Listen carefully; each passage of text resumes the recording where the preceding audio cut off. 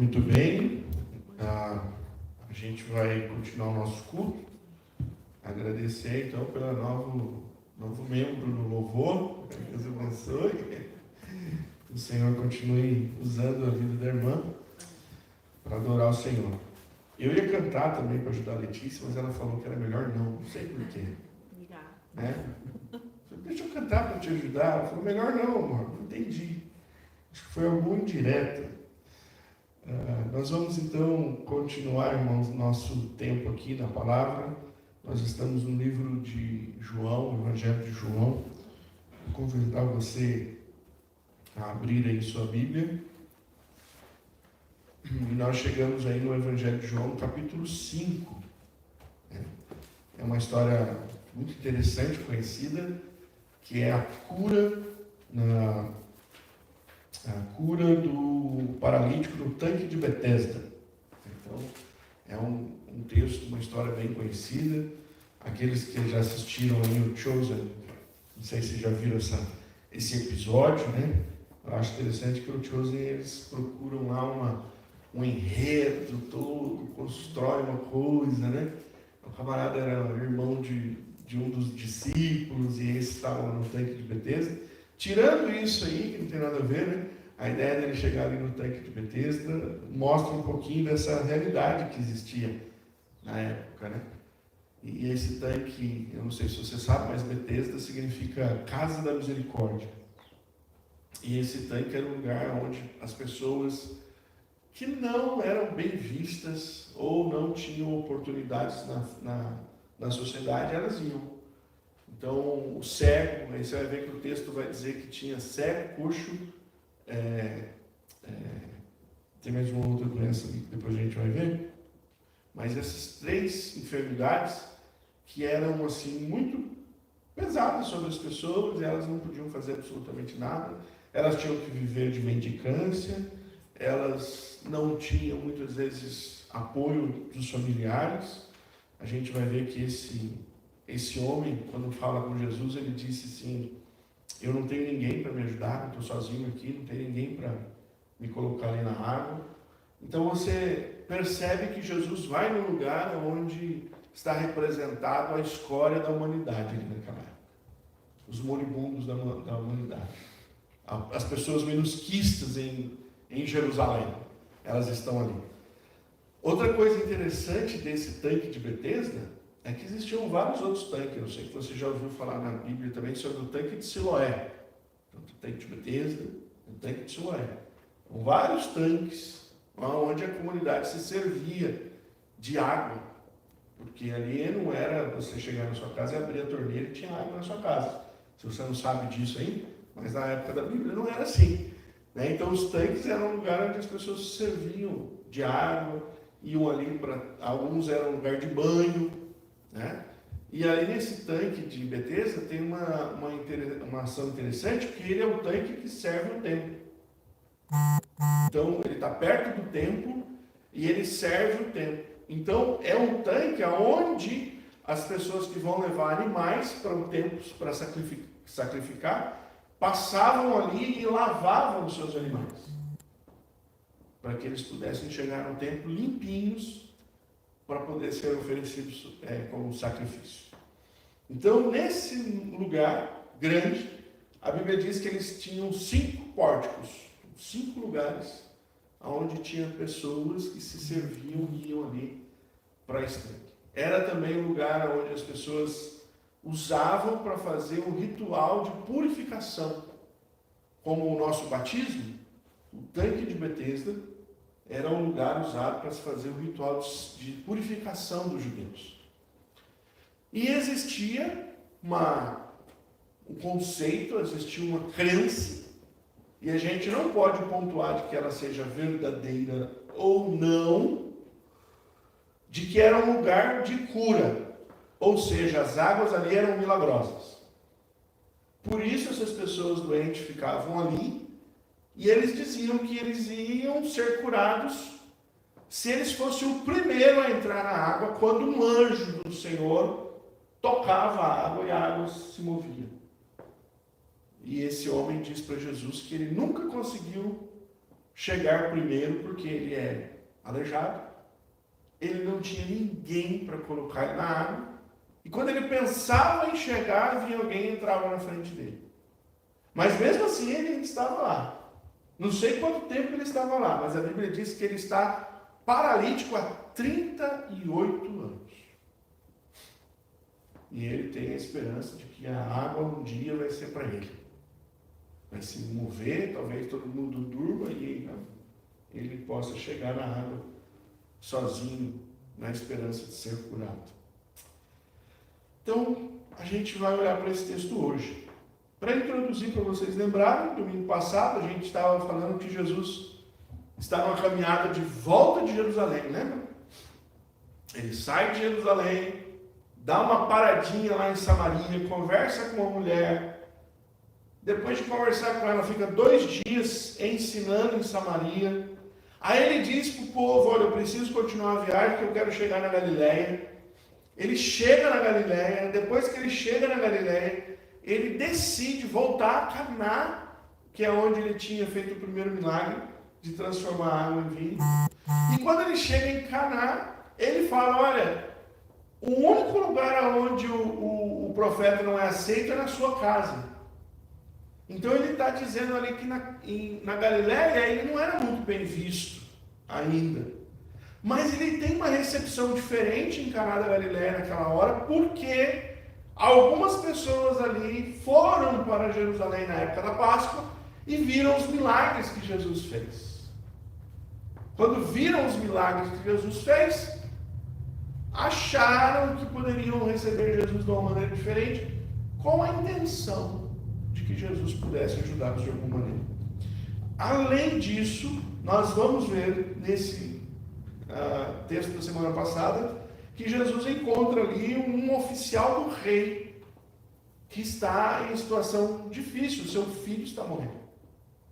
E ele pede a ajuda de Cristo para ir até a casa dele, que era um pouco mais ao norte, para curar o filho dele. Jesus diz: eu não posso ir lá. Entre outras palavras, Jesus diz: não dá para ir lá, estou chegando numa viagem aqui, não vou subir mais, mas você pode voltar para a sua casa, que o seu filho está curado. E aquele homem então vê a cura de seu filho e ele fica feliz com tudo aquilo. No entanto, o capítulo de hoje vai começar dizendo que Jesus está se retirando de novo para Jerusalém. Acabou de chegar. Já vai de novo para Jerusalém. Ele tinha vindo de Jerusalém porque tinha acabado uma festa. E agora ele vai para Jerusalém porque está começando outra festa. Eita, povo festeiro judeu, né? Acho que é por isso que crente gosta tanto de festa. Falou em evento de crente, o pessoal já pergunta assim: pastor, o que vai ter para comer? Aí Jesus vai voltar por quê? Provavelmente, irmãos, aqui nós estamos falando da festa do Pentecostes, que é 50 dias depois da Páscoa. Então começava a Páscoa, aí passava 50 dias e ia o Pentecostes. Para você lembrar, Jesus morreu na Páscoa.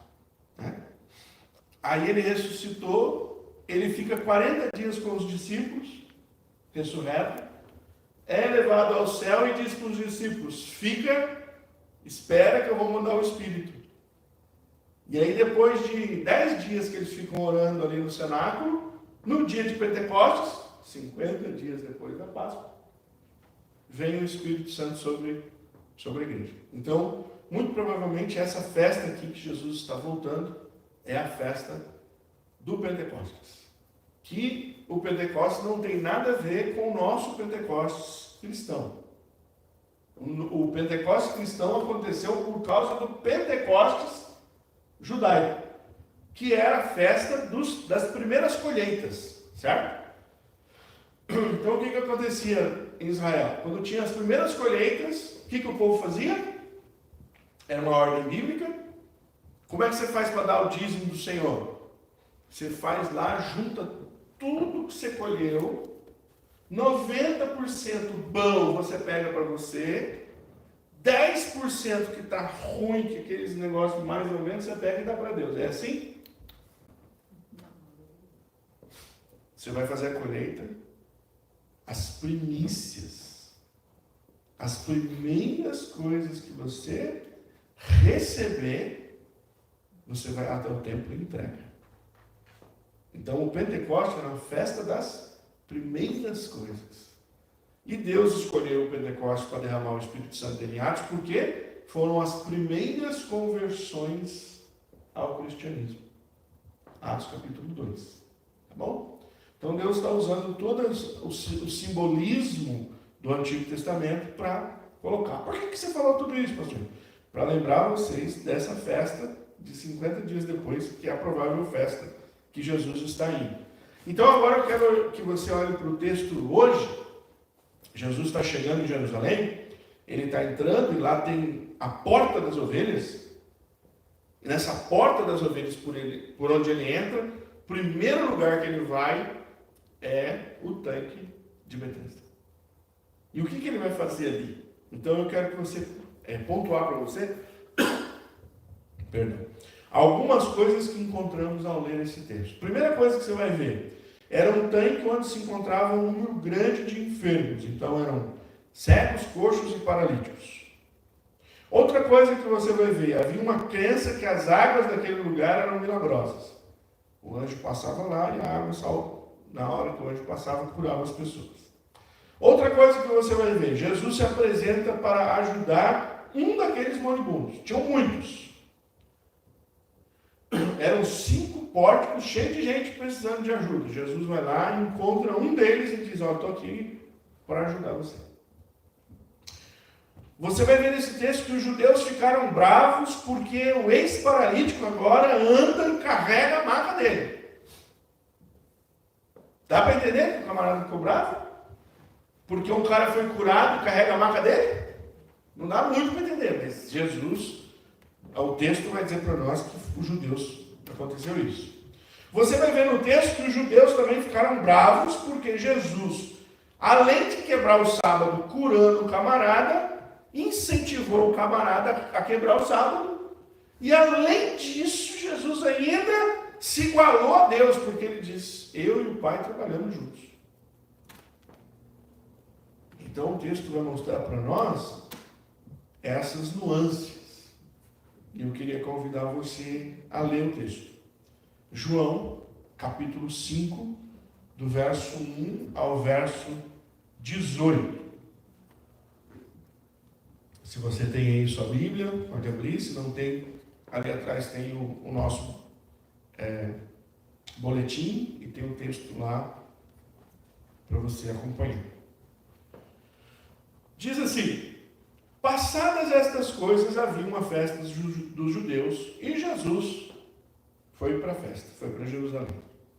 Existe ali junto ao portão das ovelhas um tanque chamado em hebraico Betesda, o qual tem 5 pórticos.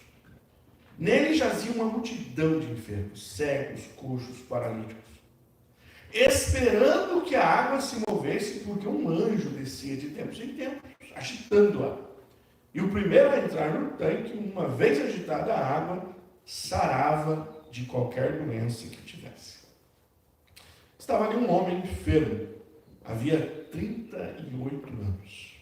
Jesus, vendo-o deitado e sabendo que estava assim havia muito tempo, perguntou: você quer ser curado?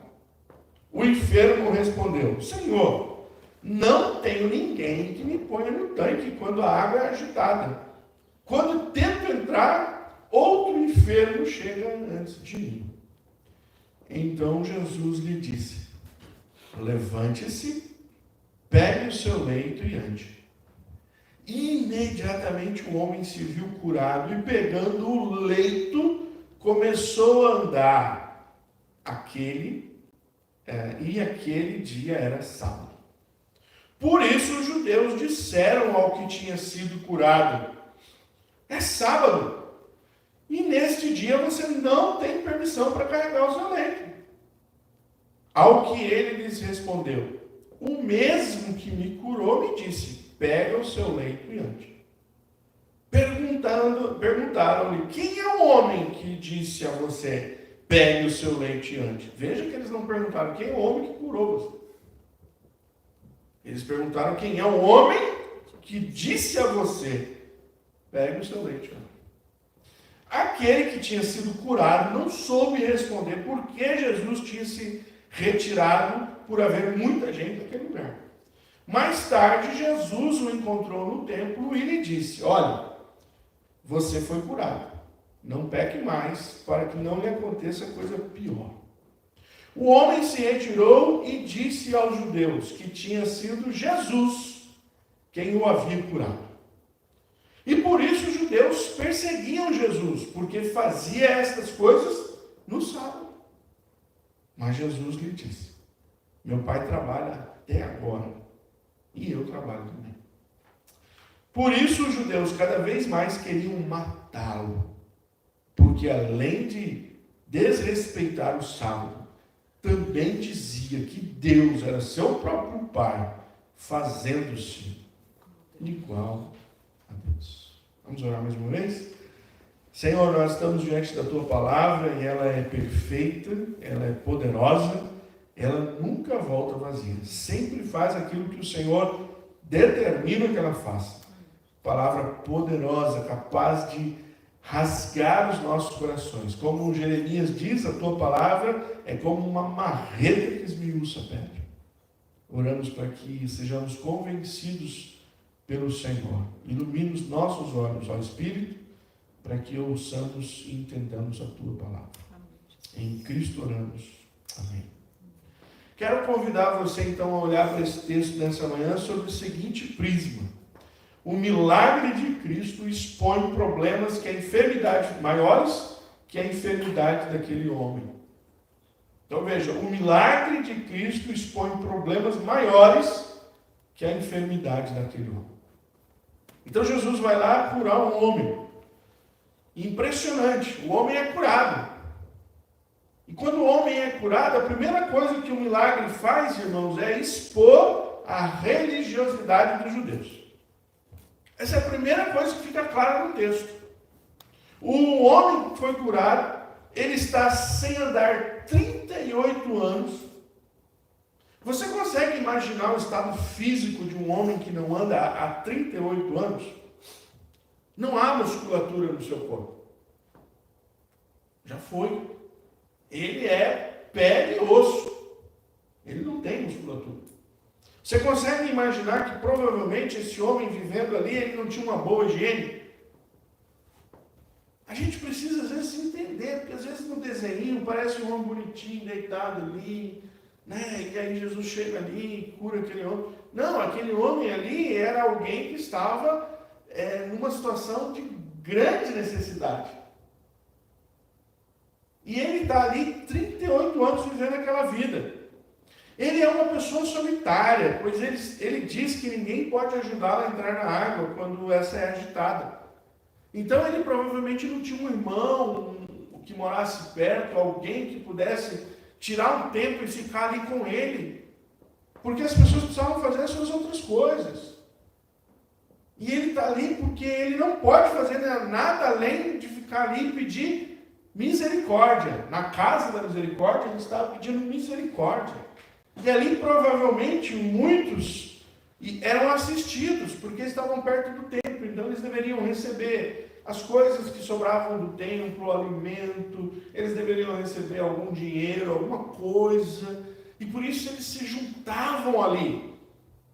Se eles não fossem curados pela milagrosa água, eles serão assistidos por aqueles que estavam ali em sua volta. Bom, é muito provável que esse homem nem sabia que dia da semana era. Você acha que um homem que está 38 anos numa cama, numa maca, jogado no chão, você acha que ele está preocupado se hoje é segunda, terça, quarta, quinta, sexta, sábado, domingo? Você acha que ele tem uma agenda? Na segunda eu preciso fazer isso, na terça eu preciso fazer isso, na quarta eu preciso fazer isso, no sábado eu não posso fazer nada? Esse homem não tem agenda. E diante de tudo isso, irmãos, o que esse homem tem é alguém que para na frente dele, que ele não sabe quem é, e que puxa um assunto com ele. E o assunto que esse camarada que chega e fala para ele é o seguinte: Você quer ser curado? É óbvio que ele quer ser curado, não é? Mas qual é a resposta que ele dá ao homem? Ele não fala assim, sim, eu quero ser curado. Ele responde, então, eu até quero, mas olha quão distante eu estou da água. Eu não tenho ninguém para me levar na água. E quando a água é movimentada, quando há um indício de que existirá ali um milagre, alguém que é cego, mas que pode correr, corre e pula na água. E eu não tenho força para chegar até lá. Eu até quero. Se a sua pergunta é, eu até quero ser curado. A resposta de Jesus para ele é impressionante. Porque Jesus, entendendo que aquele homem tem o desejo de ser curado, ele só diz o seguinte para ele. Então tá bom. Levanta e anda. Pega a tua maca, não vai deixar essa bagunça aqui. E leva. E aquele homem, irmãos, levantou, andou e pegou uma maca. Você consegue ver o tamanho desse milagre? Você consegue ver que um homem que não andava há 38 anos, não tinha musculatura, não tinha equilíbrio, não tinha absolutamente consegue levantar? Você consegue entender que esse homem que não andava há 38 anos, agora ele consegue andar, não teve fisioterapia? Para ele colocar um pé na frente, depois entender e voltar ao equilíbrio do corpo. Não teve. Agora sabe qual é um milagre maior ainda que é mostrado aqui? Esse homem tem força para pegar uma maca. E não só andar, ele tem força para pegar a maca e levar a maca dele. Agora, você acha que o camarada que está 38 anos sem andar, é curado, levanta, anda, pega a maca, ele vai parar e fala assim, ih, hoje é sábado? Ih, deu ruim, hoje é sábado?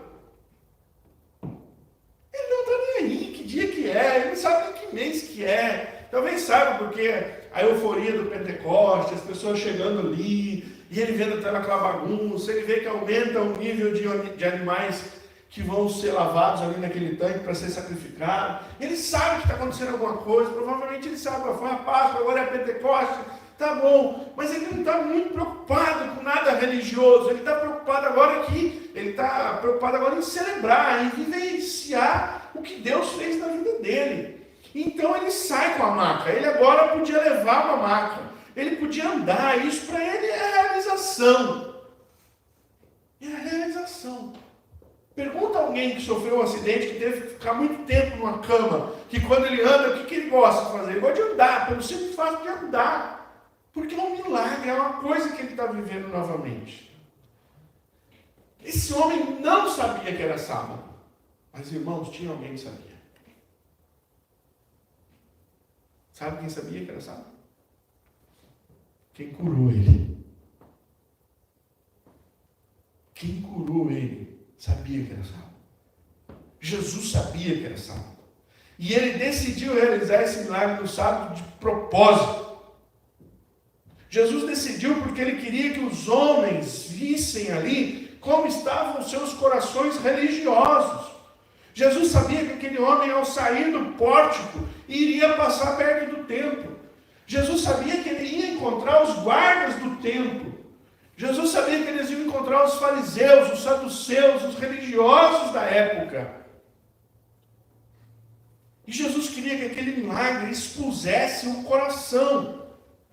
Irmãos, aqueles homens não deviam questionar um homem que estava vivendo um milagre de fazer algo no sábado. Sabe o que eles deviam fazer? Eles deviam celebrar a Deus pelo milagre. Era isso que eles deviam parar o homem no meio do caminho e falar, larga a maca aí, vamos cantar aqui, vamos glorificar, entra no templo, vem testemunhar o seu milagre. Quem foi que fez o milagre? Mas a pergunta dos judeus para aquele homem é, quem mandou você carregar a maca no sábado? Sabe o que eu queria deixar aqui de alerta para você e para mim? Cuidado. Os nossos corações podem trilhar o mesmo caminho desses líderes religiosos. Nós podemos nos perder na prática religiosa e não enxergar mais o Senhor diante de nós. Aqueles homens estavam tão cegos com a quebra do sábado que eles não enxergaram que Deus estava no templo. Eles estavam tão cegos com a quebra do sábado que eles não perceberam que um homem que eles viam durante vários anos ali agora está andando. E que ele disse: alguém me curou simplesmente ao dizer: levanta, anda, toma a tua maca e vai. E se alguém fez isso, é alguém de Deus. Eles não estão olhando isso. Seus corações empetrecidos pela religiosidade só conseguem achar raiva de alguém que está quebrando uma liturgia religiosa. Cuidado, porque ao conviver muito com a religião, às vezes a gente corre o risco de se tornar religioso e deixar de enxergar o Senhor. Segunda coisa, o milagre de Cristo expõe a necessidade da salvação do inferno.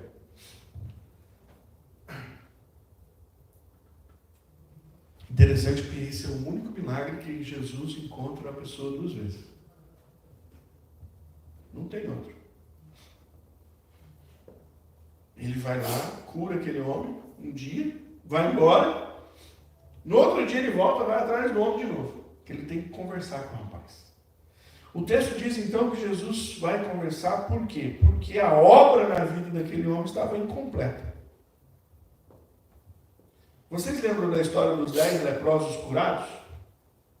Está lá em Lucas, capítulo 17, verso 11 ao 19. Depois você pode ler em casa para você relembrar. Jesus cura 10 leprosos. E aí os 10 leprosos são curados. Quantos voltam para agradecer ao Senhor? 9? 8? 7? Nem Abraão. Senhor, se tiver 200.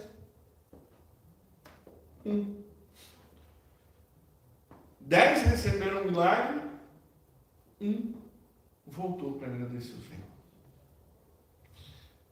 Jesus vai até esse homem para mostrar para ele que faltava alguma coisa ainda na vida dele. Tá bom, você foi curado, isso é ótimo. Mas adivinha, você vai ficar velho, outra enfermidade vem e vai levar você dessa vida. Né? Eu costumo dizer que o milagre de Lázaro foi o maior milagre que Jesus já fez. Na minha percepção ali, das curas. Mas adivinha, Lázaro morreu de novo. Ele não está mais entre nós. Jesus vai até esse homem porque ele recebeu um milagre bom. Legal, você foi curado. Mas adivinha, um dia você vai passar daqui. Um dia vem uma doença, um dia vem um câncer, um dia vem um infarto, um dia vem algum problema aí. E você vai morrer. Então Jesus agora está preocupado com a outra situação daquele homem, que é o pecado. E Jesus vai dizer uma coisa para ele, que esse texto aqui é um dos mais mal interpretados da Bíblia. Você vai ver algumas linhas teológicas pegarem esse texto aqui e dizer: olha, esse homem tinha um pecado que causou nele a doença. O pecado que ele fez causou nele a doença. Então é uma maldição hereditária. Aí você vai ver um monte de gente falando sobre quebra de maldição hereditária. Tem que fazer isso, tem que fazer aquilo, por causa desse texto aqui. O texto não é claro, mas a ideia que esse texto tem é que Jesus não está falando de um pecado passado. Porque o verbo no grego é presente. Então é muito provável que a melhor tradução é que Jesus está dizendo para ele o seguinte: então, você precisa lidar com o seu pecado, porque se você não lidar com o seu pecado, vai acontecer uma coisa pior em você do que você ficar 38 anos aleijado. Agora, aqui vem uma pergunta importante. O que você acha que é pior do que ficar 38 anos numa maca aleijado? Exatamente. A pior coisa que tem nessa vida não é você ficar vegetando um tanto tempo da sua vida com um problema de saúde. A pior coisa que pode existir nessa vida é você sair dela sem ter a salvação em Cristo Jesus. Então, Jesus vai até o homem para orientá-lo que ele não devia permanecer nos seus pecados, que ele não devia continuar vivendo nos seus pecados, porque uma coisa pior acontece. Sabe qual coisa pior que é? Lá em Lucas, capítulo 13, versículo 27 e 28, Jesus nos ensina. Diz assim o texto: mas ele dirá a vocês, Jesus dirá a vocês, não sei de onde vocês são, afastem-se de mim, vocês todos que praticam o mal. E na parte A do verso 28 diz: ali haverá choro e ranger de dentes. Pior do que ficar 38 anos numa maca, sem andar, tendo limitações, vivendo em imundície, tendo que comer o que os outros te dão, não ter ninguém para te apoiar, você ser ferido emocionalmente, você ser ferido fisicamente. O que é pior que isso? Pior que isso é você viver eternamente longe de Deus, no lugar que Deus criou, aonde só vai haver dor e solidão. Jesus não estava falando para aquele homem não cometer um pecado específico. Não é isso que Jesus estava falando. Tem gente que pega esse texto e diz: o pecado que esse cara fez foi adultério, olha aqui o que o adultério leva. Tem outro que fala: o pecado que esse cara que fez foi homicídio, olha o que o homicídio leva. Não. O que Jesus está dizendo aqui é sobre a natureza pecaminosa. Jesus está dizendo aqui que nós não podemos conviver com a natureza pecaminosa sem entregá-la ao Deus Criador. Não adianta você receber um grande milagre na sua vida e não se render e viver para Ele todos os dias. Não adianta. Você pode receber a melhor coisa da sua vida, o maior milagre. Você pode receber um milagre hoje que todo mundo corre atrás, que é muito dinheiro, ser rico, milionário, poder andar para cima e para baixo, fazer o que você quiser da sua vida. Não adianta você fazer tudo isso se você não pegar a tua vida e render ela a Jesus. Porque se você fizer tudo isso, viver do bem e do melhor, ter saúde, ter posses, ter coisas, mas você não se lembrar dele, não viver para a glória dele, naquele dia ele olhará para você e vai dizer: eu não te conheço. E se ele não te conhece, o fim dos seus dias será horrível. Pense sobre isso. Você continua vivendo uma vida longe de Jesus? Você, como as pessoas no versículo do domingo passado, estão atrás dele por aquilo que ele pode fazer? Venha, não, entra aqui agora você é bem-vindo, a gente viu que você faz milagres. Ou você está perto dele para viver para a glória dele? E por fim, irmãos, o milagre de Cristo expõe a maldade no coração dos líderes judaicos, dos judeus. O versículo 16 ao 18 são versículos terríveis. Porque ali mostra o que aqueles homens queriam fazer com Cristo. Os judeus queriam matar Jesus, porque Jesus estava quebrando uma lei judaica ao incentivar um outro homem a quebrar a lei judaica. De novo, Jesus está fazendo uma coisa maior do que eles já viram todo tempo, uma coisa grandiosa, e eles estão se apequenando dentro da sua religião. Mas o que mais indignou os judeus é porque Jesus se identificou como Deus. E eu tenho dito aqui, nós vamos ver o livro de João, e o livro de João tem um propósito. Ele foi escrito para que vocês creiam que Jesus Cristo é o Deus que veio habitar entre nós. Jesus Cristo não é menor do que Deus. Jesus não é um Deus pequeno. Jesus não é um profeta grande. Jesus é Deus. Ou você acredita nisso, ou você não entendeu quem é Cristo. E daqui para frente nós vamos ver vários discursos de Cristo, onde ele abertamente se identifica como o Senhor de Israel. Mas como João mesmo disse no capítulo 1, ele veio para os seus, mas os seus não quiseram. Jesus veio para que Israel o contemplasse, e Israel não quis. Ele veio chamar os judeus na redenção que Deus tinha prometido, e os judeus não quiseram. Eu não entendo. E aqui vai um desabafo teológico pessoal do pastor de vocês, para que vocês conheçam um pouco mais o seu pastor. Eu não entendo porque a igreja brasileira e algumas igrejas brasileiras, elas se submetem tanto a Israel. Israel parece que é um Deus para algumas igrejas brasileiras. Tem que ir para Israel, tem que ter uma bandeira de Israel, tem que usar kippá, tem que usar uma éstola, tem que ter aquele menorá, castiçada, tem que ter os símbolos, tem que... Irmãos, os judeus com tudo isso, eles não viram a simplicidade.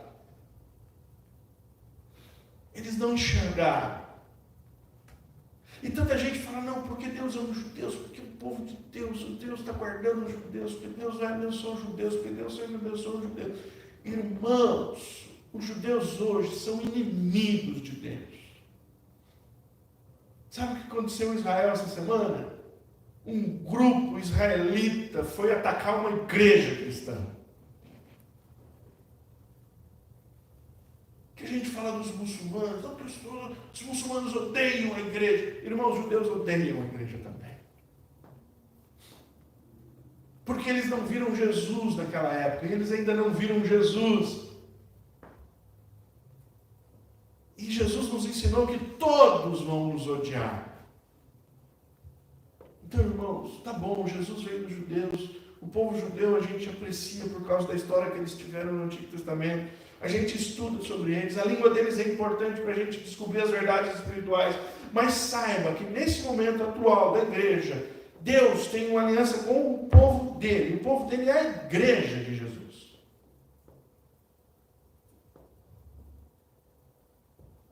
Os judeus não conseguiram reconhecer Deus em Cristo.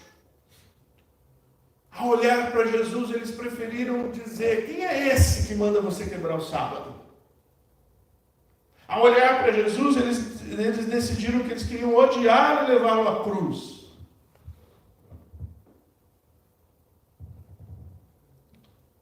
Uma pergunta para você pensar. Você reconhece que Jesus Cristo é Deus, porque os judeus não reconheceram.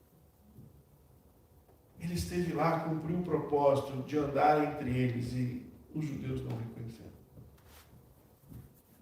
E hoje Jesus está aqui andando entre nós. Talvez a gente passe despercebido, a gente também não o reconhece. A sua palavra foi deixada para você. Você tem acesso ao conhecimento dele. Você tem intimidade com ele por meio do Espírito. Então o convite de Deus para a sua vida é: me conheça mais. Se aprofunde, ande mais com o Senhor. Quantas vezes a gente passa a semana inteira sem ler a Bíblia? A gente passa a semana inteira sem orar. A gente passa meses da nossa vida sem interesse nenhum por aquilo que é espiritual. Às vezes a gente vai na igreja porque lá tem uma turma legal, porque lá tem um cafezinho. Tem café hoje? Tem um café depois do culto.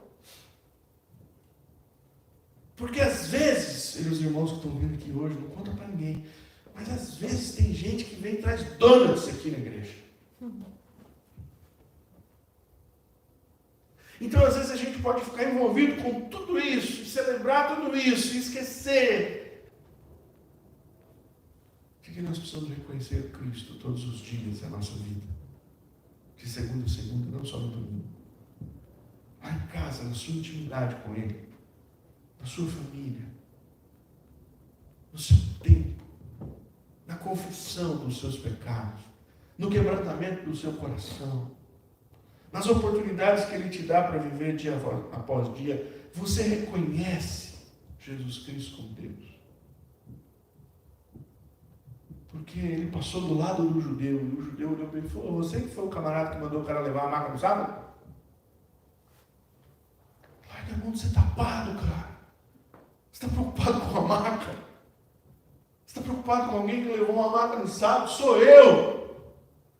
Um cara de 38 anos, na hora, sem fisioterapia, levantou, se equilibrou, teve força, pegou uma maca, passou do seu lado, e se você apunhasse ele um pouquinho mais, ele ia correr com aquela maca nas costas. Porque foi Deus que fez isso na vida dele. E quando você olha para tudo isso, sabe qual é a finalidade da sua vida? Perguntar: por que você está fazendo isso no sábado?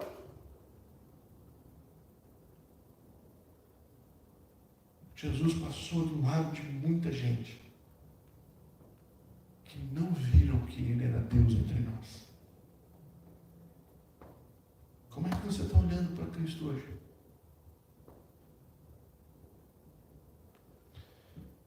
Conclusão. Como vimos ainda veremos, os milagres têm uma finalidade: Deus ser glorificado e reconhecido. Essa é a finalidade do milagre. Essa história pode ter muitas variações na maneira de observar, mas ela tem uma finalidade. A finalidade é que você reconheça que Jesus Cristo é o Deus Todo-Poderoso que habitou entre nós. Foi por isso que João escreveu. Se você o reconhece, então agora tome a decisão de viver para Ele. Como foi o que Jesus foi falar para aquele rapaz: não adianta eu ter te curado, se você não entender que você precisa de um milagre maior do que esse. Sua vida corre grande risco. Se você reconhece que é Jesus, viva para Ele. Promova o reino dEle. Obedeça a palavra dEle. E como um bom discípulo de Cristo hoje, participe da mesa. Honre o seu sacrifício mais uma vez. Se lembrando do sacrifício para a glória de Cristo. Vamos orar? Senhor, obrigado, porque o Senhor foi até aquele tanque e mudou a vida daquele homem, para que ele pudesse entender quem era o Senhor, para que outros ali pudessem entender quem era o Senhor, e para que o Senhor mostrasse, escancarasse o coração daqueles que deveriam conhecer o Senhor, mas não o conheceram. Que o Senhor nos ajude. Que o Senhor tenha misericórdia de nós. Ó Deus, quando nós não reconhecemos o Senhor. Quando nós somos religiosos. Quando o nosso coração está mais voltado a Deus, às coisas, do que ao Senhor. Tenha misericórdia de nós. Nós oramos em nome de Jesus. Amém. Muito bem, queridos. Seguindo com o nosso culto, nós vamos participar hoje da ceia do Senhor. Eu tenho lembrado aos irmãos aqui sobre a ceia do Senhor, a importância